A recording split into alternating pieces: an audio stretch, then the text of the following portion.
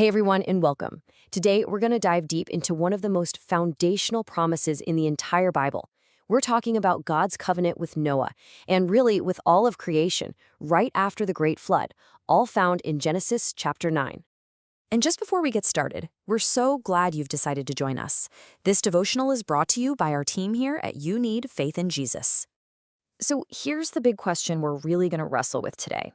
After the world was wiped clean by the flood, how exactly did God hit the reset button? And, maybe more importantly, how does a promise that was made thousands and thousands of years ago still have meaning for you and for me right here, today? Let's find out together. Okay, so let's set the scene. The floodwaters are gone, the ark has landed, and Noah and his family are stepping out onto a brand new, totally cleansed earth. It's a fresh start, and right away, God begins to lay out the new rules for this new world.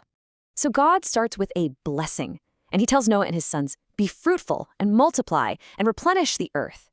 Now, that might sound familiar, right? It's a lot like the original command to Adam. But almost immediately, we see a huge shift. God goes on, "And the fear of you and the dread of you shall be upon every beast. Every moving thing that liveth shall be meat for you. But flesh with the life thereof, which is the blood thereof, shall ye not eat."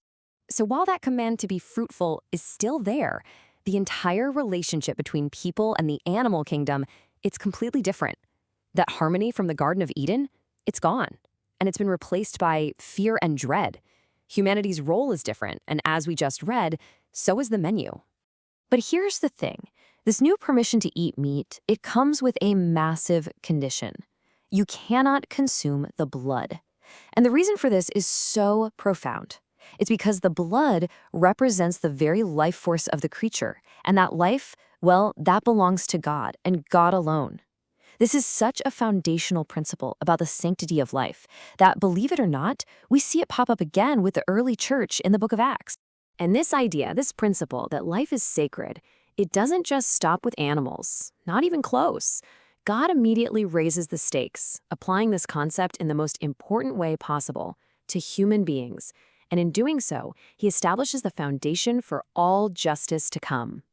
This verse right here, it's incredibly powerful, and honestly, it's a cornerstone for so much of our understanding of justice.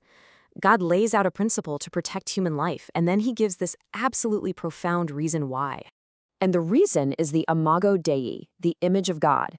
Think about what that means. To murder another person isn't just a physical act of violence. It's a direct assault on the reflection of the Creator himself. This tells us something huge.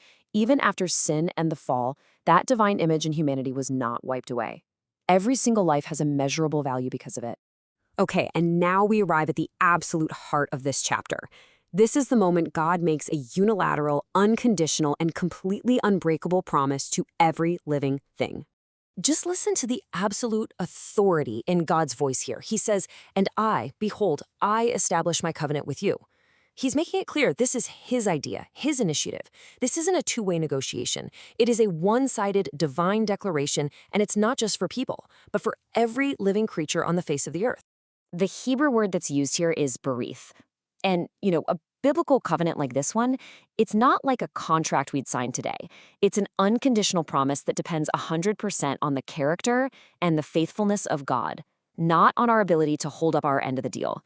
The prophet Isaiah later confirms this, saying it's as certain as God's original oath to Noah. It will not fail. Now, the sign God chose for this promise, it's absolutely incredible. The Hebrew word for rainbow here is keshef. And get this, it's the exact same word used for a battle bow, a weapon of war. The symbolism here is just stunning. God has literally hung up his weapon of judgment in the clouds, and he's pointed it away from the earth as an eternal sign of peace. Wow. So God has just made this beautiful, unbreakable promise of peace.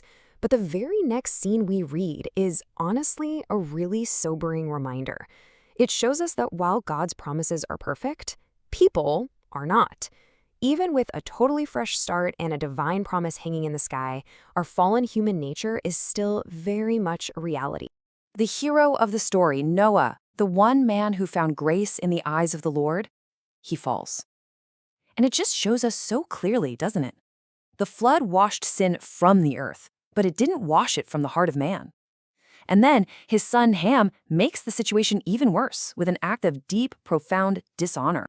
But in stark contrast to Ham's actions, just look at this beautiful act of honor from his brothers, Shem and Japheth. They don't ignore the problem. They don't gossip about it. They actively solve it. They take a garment, they literally walk backwards so they don't have to look at their father's shame, and they cover him. I mean, what a powerful, real-life picture of what it means to cover another person's fault in love. So you have these two very different responses, one of dishonor and one of honor. And these actions, well, they don't just end there in that tent.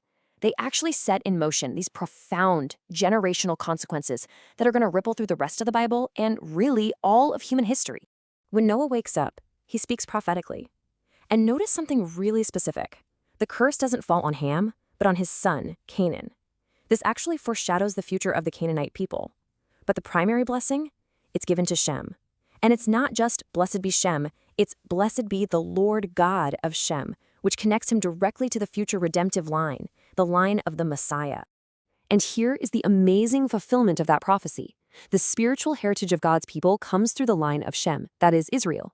And Japheth, who represents the Gentiles, is promised to be enlarged and one day dwell in the tents of Shem. This is fulfilled perfectly in the New Testament. Just as the Apostle Paul writes in Ephesians, through faith in Jesus Christ, people from every nation on earth are brought near and grafted into the one family of God. It's incredible. So, after going through all that, this ancient story, this unbreakable promise, what does it mean for you and me living our lives right here, right now? Well, this brings it all right back home to us. We can actually live in light of this covenant today. First, it means we have to truly value every single life, because every person is stamped with the image of God, period. It means we choose to trust God's promises. I mean, the same God who kept his word to Noah is the exact same God who keeps his promises to you in Jesus.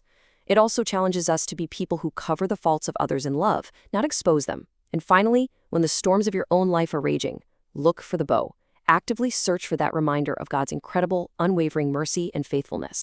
So let me just leave you with this to think about. After the clouds and the rain, when the sun finally breaks through in your own life, what promise from God are you going to choose to see hanging there in the sky?